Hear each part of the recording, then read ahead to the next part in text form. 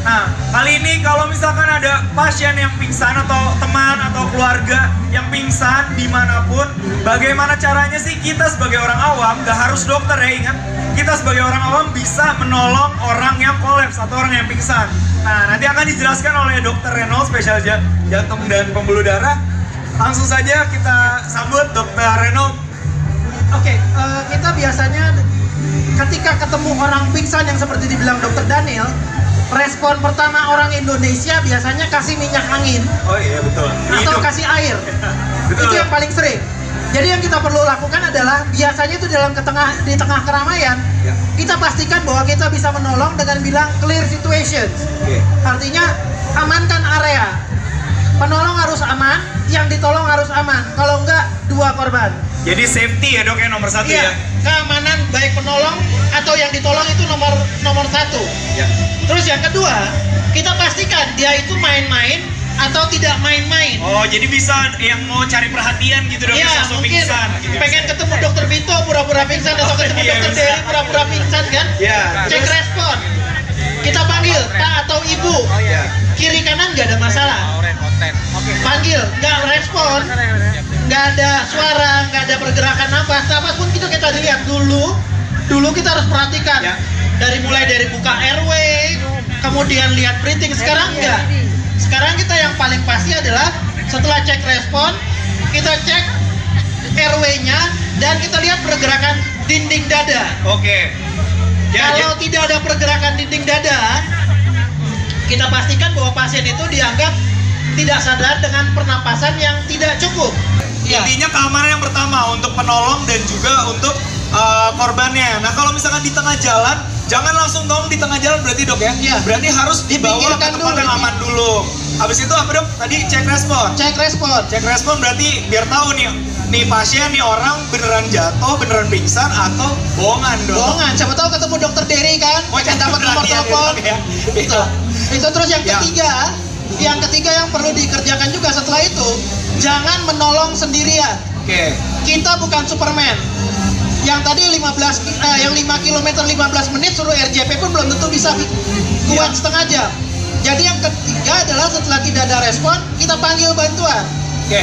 Boleh minta tolong orang telepon atau telepon 112 atau emergency call dari handphone kita. Oke. Silakan itu dilakukan. Ya, jadi minta bantuan orang untuk telepon ya dok ya? Iya. Telepon 112 untuk emergency, untuk ambulans mungkin 118 ya dok ya? Iya, tergantung daerah kita ada di mana. Tergantung daerah kita. Jadi untuk ada pasien gini kita langsung minta tolong bantuan. Sekarang setelah itu digimanain lagi dok? Nah, setelah kita bisa panggil minta tolong, kita harus cek nadi. Cek nadi ada sedikit perbedaan dengan yang tadi diajarkan. Kalau kita masih bangun, kita cek tangan kita. Kalau kita sudah pingsan, tekanan darah itu turun drastis, sehingga yang paling gampang cek di leher, yaitu di arteri karotis. Oke, gimana dok? Mungkin bisa dikasih tahu. Kalau tadi menari itu di tangan, bisa lihat 3 jari di tangan ya. Kalau misalkan di leher itu di bagian mananya sih dok? Sama, 3 jari juga kita 3 jari juga. Kalau misalnya pasiennya atau korbannya menghadap ke tengah begini, kita kerjakan dia digeser ke kanan, terus taruh tangannya di sini. Oke. Jadi dan 2 jari setelah dari jakun kalau bahasa Indonesia. Kalau laki-laki ada jakunnya di 2 jari ke arah luar ya dok ya? Di sini, berarti di sini. Mungkin bisa pada coba dulu, yang dokter mungkin udah pada tahu. Yang para pelari tadi, para finisher bisa coba nih kalau misalkan ngecek nadi di leher di sini. Dan tangannya keluar, bukan ke dalam. Oke, tangannya keluar berarti. Kalau ke dalam buat ngeraba yang lain. Kalau keluar ngeraba nadi. Nah, ini saya kerasa nih dok. Dari tengah, geser 2 jari begini. Ya. Oke, udah kerasa? Satu aja, nggak usah 2 tangan. Oh, nggak usah 2 tangan. Satu aja, ini cuma menyatakan kiri dan kanan itu bisa dilakukan. Oke. Setelah itu kita pastikan tidak ada nadi, kita akan lakukan kompresi atau bantuan hidup dasar. CPR. CPR. Biar kelihatan ya dok ya? Iya. Ini mungkin dokter. Oke, kalau misalnya posisinya begini, jadi saya akan lakukan dengan posisi tangannya 2 dibikin begini, digabung, taruh di atas 2 jari di atas celah dada. Oke. Jadi kalau nggak ada nadinya, nggak keraba, nggak ada, terus habis itu harus Ditekan ya, Dok? RJP, resusitasi jantung paru. Nah, ini diapain nih, Dok? Kita tekan, yang lebih gampang itu kita menjatuhkan berat badan dan kita menggunakan poros pinggang kita sebagai poros. Kita harus melakukannya kalau di luar sendiri itu 30 kali kompresi, 2 kali nafas. Selama 5 siklus atau 2 menit. Kalau sendiri kita bisa bikin 5 siklus.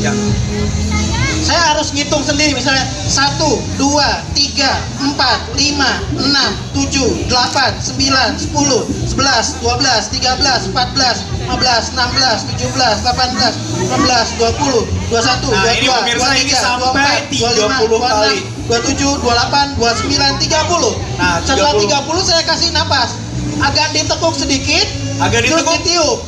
Kenapa, Dok, kepalanya harus ditekuk, Dok? Supaya saluran napasnya terbuka. Jadi kita angkat, kita tiup, dan usahakan kita harus melihat bahwa dinding dada itu mengangkat. Setelah misal panggilan bantuan sudah datang setelah 5 siklus, setelah 30, saya panggil bantuan. Kebetulan bantuan saya Dokter Agil datang. Nah, ini habis itu temannya Dokter Reno, Dokter Agil datang sebagai bantuan. Saya tetap kompresi selama dia menyiapkan bahan bantuan yang namanya AED. Bentuk aslinya begini. Ini banyak di bandara, di mall juga ada. Mungkin ada yang pernah lihat ya, ini alat yang untuk ini ya, Dok, ya, kayak yang listrikin ini ya, Dok, ya. Jadi ini alat aslinya bentuknya. Kita kasih akan demonya saja. Ketika dibuka, yang namanya RJP itu tidak boleh berhenti. 32 2 kali nafas tetap dilakukan. Ini gambarnya, Dok, ya, posisinya. Ini posisi pemasangan. Ini orang awam pun bisa melakukan ya, Dok? Kalau tidak ada tenaga medis, orang awam bisa melakukan. Kalau ada tenaga medis, percayakan kepada tenaga medis. Tapi tidak semua tenaga medis kadangkala mengerti. Kita tidak bisa menghindarkan itu. Setelah kita lakukan RJP 32, Dokter Agil menyalakan mesinnya. Ada instruksi, kita gampang pakai ini. Kenapa? Kita nggak mikir. Semua instruksi datang dari mesin. Kita cuma jadi tukang. Ikutin kata mesin.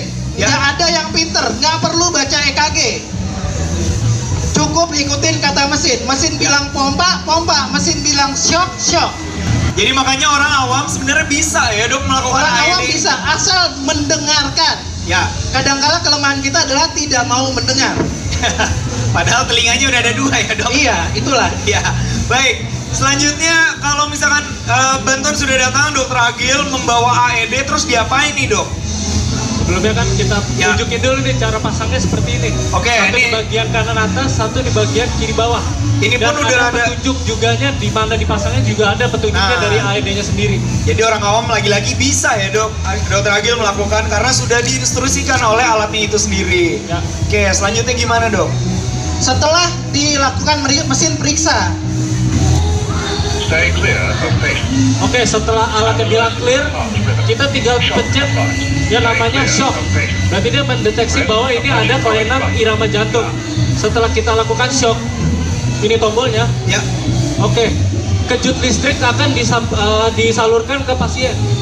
Setelah itu pijat jantung dilanjutkan kembali 30 pijat jantung dan 2 kali nafas. Tadi udah diinstruksikan oleh mesinnya, jadi untuk dilakukan shock ya. Berarti diberikan listrik kepada pasiennya. Nah, ini instruksi RJP lagi. Dokter Agil akan melakukan RJP ketika dia datang, karena saya kan nggak mungkin melakukan terus-menerus. Posisi saya di kepala untuk memberikan nafas. Karena lelah ya, Dok, ya? Iya, kita gantian. Setelah mesin bilang harus berhenti untuk analisis ritme, kita berhenti. Cek irama, ketika dia bilang shock, ketika bilang shock, kita berhenti, baru gantian lagi. Prinsipnya begitu. Kita harus berputar sampai bantuan datang. Nah, kalau ambulannya datang, baru kita bisa lakukan.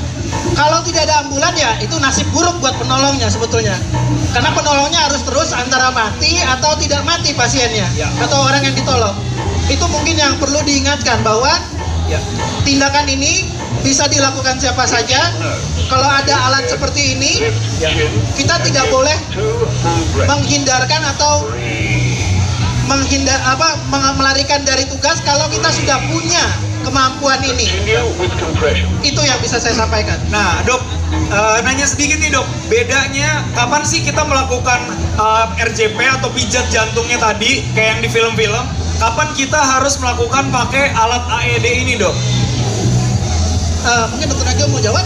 Indikasinya gimana sih, Dok? Kapan kita ngelakuin ini atau kenapa sih kita ngelakuin ini dan kenapa sih kita harus pakai alat itu biar apa sih, Dok?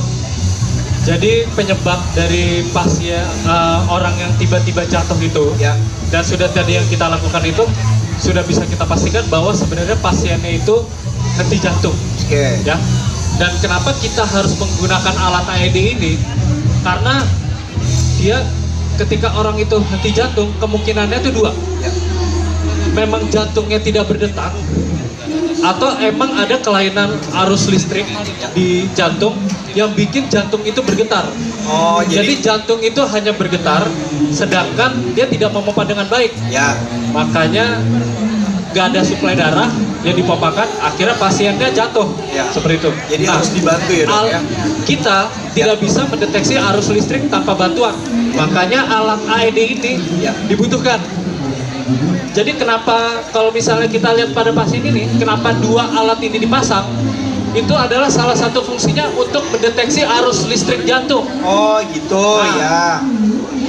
Makanya kita sebenarnya untuk orang awam enak tinggal mendengarkan instruksi dari alat AED ini saja. Nanti dia akan menginstruksikan saya sendiri. Kalau misalnya, oke, lakukan pijat jantung, berarti memang irama jantungnya itu tidak ada, arus listrik jantungnya tidak ada, jantungnya diam, nggak mau memompa. Kita bantu dengan pompa. Oke. Tapi kalau misalnya menginstruksikannya untuk dilakukan shock, berarti kita harus berikan kejut listrik, tinggal pencet tombolnya. Ya. Nah, kenapa shock itu harus diberikan? Ketika jantung itu sedang bergetar karena arus listrik yang tidak teratur, kalau kita lakukan pijat jantung, itu pijat jantung yang kita lakukan itu tidak akan berfungsi dengan baik karena jantungnya itu yang sedang bergetar. Makanya fungsinya kenapa mesti kita lakukan shock itu tadi, supaya irama jantungnya itu menjadi berhenti. Restart Jantung ya, yang Dok, ya? bergetarnya itu jadi berhenti, sehingga jantung itu diam, dibantu dengan tangan kita yang untuk memompakan jantung itu sendiri melalui dada. Itu sebenarnya fungsi dari AED. Kenapa kalau kita melakukan tindakan seperti ini, AED itu sangat penting.